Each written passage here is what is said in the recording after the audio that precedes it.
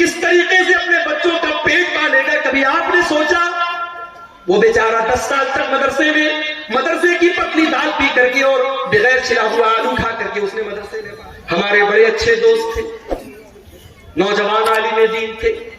بہار اور جھارکھنڈ میں ہم لوگوں نے ساتھ میں پروگرام بھی کیا تھا۔ ہمارے اتر پردیش کے رہنے والے تھے مولانا عبد الرحمان ساجد سلفی، ہمارے بنارس سے جامعہ سلفیہ سے انہوں نے پڑھائی بھی کی تھی۔ ممبئی کے اندر کرلا میں ایک مسجد کے امام تھے، بہت اچھے مقرر تھے اور بہت اچھے انسان تھے، خوبصورت بھی تھے، خوبصورت بھی تھے۔ ابھی پچھلے ہفتے کی خبر ہے، مولانا عبد الرحمان صاحب ایک پروگرام میں پونا جاتے ہیں، وہاں پہ تقریر کرتے اللہ تعالیٰ کی توحید کے بارے میں، اس کے حقوق کے بارے میں۔ تقریر کرنے کے بعد رات ہی میں وہ ممبئی کے لیے چلنے لگتے ہیں، کیونکہ وہ ایک مسجد کے امام ہیں اور مسجد کی کمیٹی نے یہ کہہ کر کے رکھا ہے کہ آپ کو ہر حال میں فجر کی نماز میں رہنا ہے۔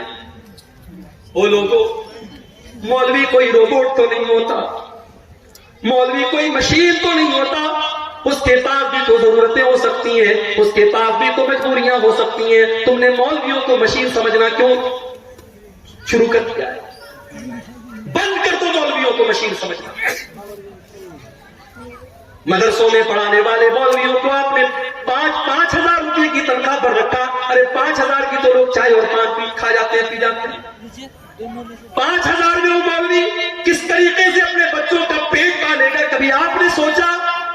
وہ بیچارہ 10 سال تک مدرسے کی پتلی دال پی کر کے اور بغیر چھلا ہوا آلو کھا کر کے اس نے مدرسے میں پڑھائی کی، لوگوں کے دروازوں پر بھکاری بن کر کے جاگیر کا کھانا اس نے کھایا، اور آج جب وہ عالم دین بن کر کے آیا، آپ نے 5,000 میں اور 7,000 میں اس کو مسجد کا امام بنایا۔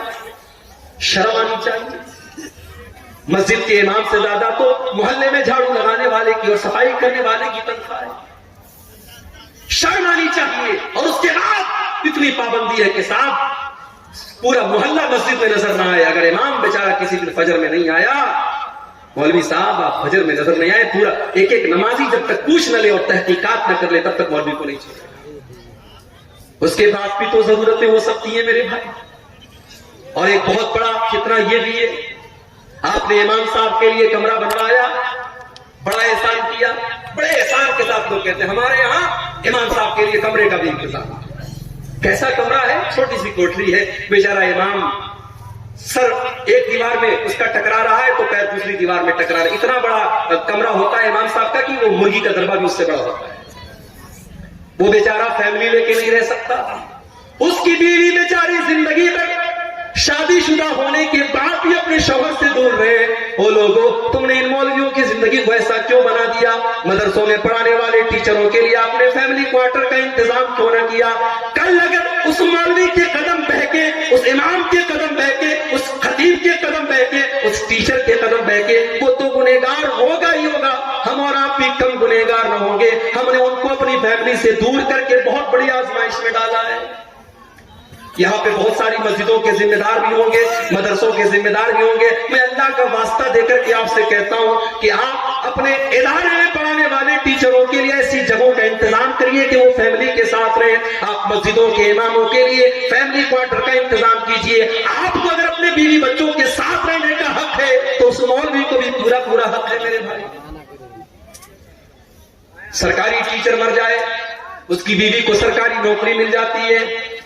سرکاری ٹیچر مر جائے، 60 سال کی سروس پورا کرنے کے بعد مر جائے تو اس کے پریوار کو پینشن ملتی ہے۔ ساری زندگی ممبر پر چڑھ کر کے اللہ رسول کا درس دینے والا مولوی مر جائے، اس کے کفن کا بھی کوئی انتظام کرنے والا نہیں، اس کے بچوں کی پڑھائی کی کوئی خبرگیری کرنے والا نہیں۔ کیا یہ درد کی بات نہیں ہے؟ کیا یہ سوچنے کی بات نہیں ہے؟ میرے بھائی، دنیا کی ہر قوم اپنے گرو کی، اپنے ٹیچر کی، اپنے استاد کی کا سمان کرتی ہے۔ ہماری قوم تو سب سے زیادہ مولویوں کے اندر کیڑا نکالتی ہے۔ ٹھیک ہے، وہ انسان ہیں، ان کے اندر اچھے بھی لوگ ہیں، برے لوگ بھی ہیں، ان کے اندر کمیاں ہیں، کوتاہیاں ہیں، مگر یہ سوچو کہ آج کے اس دور میں وہی ہے جو آپ کو اللہ کے بارے میں بتا رہے ہیں، رسول کے بارے میں بتا رہے ہیں، جنت کے بارے میں بتا رہے ہیں، جہنم کے بارے میں بتا رہے ہیں۔ اللہ کی قسم، اگر یہ علماء دنیا سے چلے گئے، آپ کو کوئی کلمہ پڑھانے والا، آپ کو کوئی قرآن بتانے والا، آپ کو کوئی اللہ کے بارے میں بتانے والا نہ ملے گا۔ مولوی بیچارے مر جاتے ہیں، ان کے بعد ان کے بچوں ان کے پریوار کا کیا ہوتا ہے کوئی پوچھنے والا. عبد الرحمان سلفی صاحب فجر کی نماز پڑھانا ہے, بہت جلدی ہے. انہوں نے ٹیکسی پکڑی, ممبئی سے پونا سے ممبئی کی ٹیکسیاں چلتی ہیں, شیئرنگ ٹیکسیاں. ایک ٹیکسی میں 7 لوگ بیٹھے ہیں اور ٹیکسی ڈرائیور پوری سپیڈ سے چلا رہا ہے کیونکہ اس کو رات میں 2 ٹرپ کرنا ہے, اس کو ممبئی سے پھر پونا آنا ہے اور جلدی جلدی سارے پیسنجر کو پہنچانا ہے ان کی منزل پر. رات کے 11-12 بجے کے بیچ کا ٹائم ہے. ممبئی اور پونا کی ہائی وے پر ڈرائیور نے گاڑی کا کنٹرول کھو دیا. گاڑی بائیں سائیڈ میں, بہت بری طریقے سے گاڑی کا ایکسیڈنٹ ہوا اور 7 لوگوں میں سے 6 لوگ آن دا اسپاٹ مر گئے.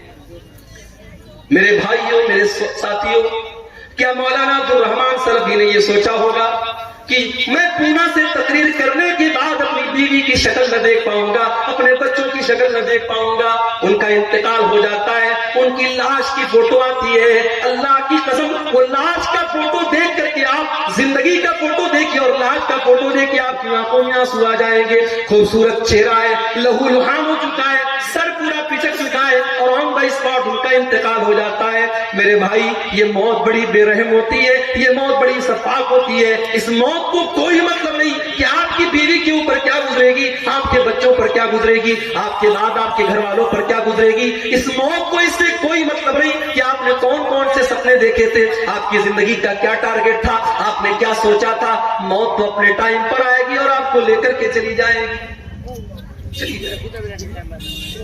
وَأَنفِقُوا مِمَّا رَزَقْنَاكُمْ مِنْ قَبْلِ أَنْ يَأْتِيَ أَحَدَكُمُ الْمَوْتُ. اے ایمان والو, ہم نے تم کو جو روزی دی ہے تم اس میں سے خرچ کرو اس کے پہلے کہ موت آ جائے.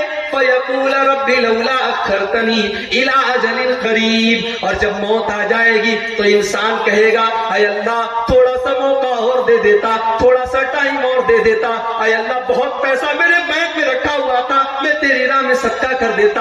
اے اللہ میں تیرے راستے میں دے دیتا.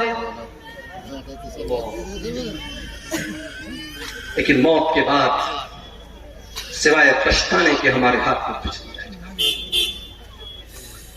موت کے بعد انسان دوبارہ دنیا میں آنے کی تمنا کرے, لیکن بہت ساری آرزویں ایسی ہوتی جو کبھی پوری نہیں ہو سکتی. مرنے کے بعد کبھی دنیا میں کوئی واپس نہیں آئے.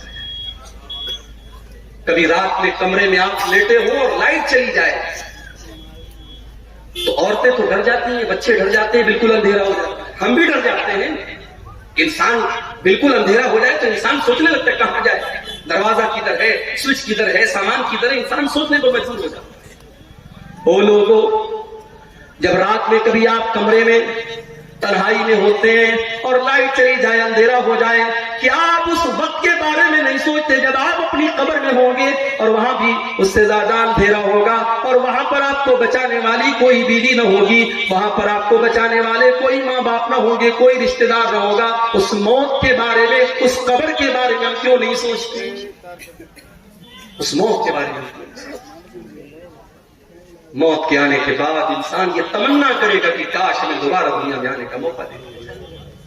اللہ نے فرمایا قرآن کے 18ویں پارے میں, حَتَّى إِذَا جَاءَتْهُمُ الْمَوْتُ, جب موت کا ٹائم آتا ہے انسان یہ کہتا ہے قَالَ رَبِّ ارْجِعُونِ, اے اللہ تو ایک مرتبہ مجھے دنیا میں دوبارہ لوٹا دے, لَعَلِّي أَعْمَلُ صَالِحًا, اے اللہ میں دوبارہ دنیا میں جانے کا چانس مانگ رہا ہوں. اس لیے نہیں کہ بیٹی کی شادی کرنا ہے, اس لیے نہیں کہ بیوی کے نام بینک بیلنس کرنا ہے, اس لیے نہیں کہ مکان بنوانا ہے, اس لیے نہیں کہ بیٹی کے جہیز کا انتظام کرنا ہے.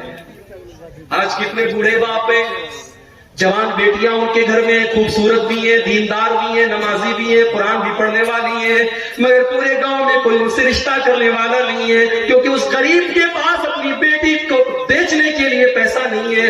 وہ لوگوں, آج ہم نے ایسا ماحول بنا دیا کہ آج بیٹیوں کا سودا ہوتا ہے. جتنا کوالیفائڈ داماد ہو, سرکاری نوکری والا داماد ہے تو الگ قیمت ہے, اچھا بزنس والا داماد ہے تو الگ قیمت ہے. آج ہم نے دامادوں کی قیمتیں بنا کر رکھ دی. آج تو اپنی بیٹیوں کا سودا کر رہے ہیں, سودا ہو رہا ہے. کون کر رہا ہے؟ اہل حدیث کر رہا ہے.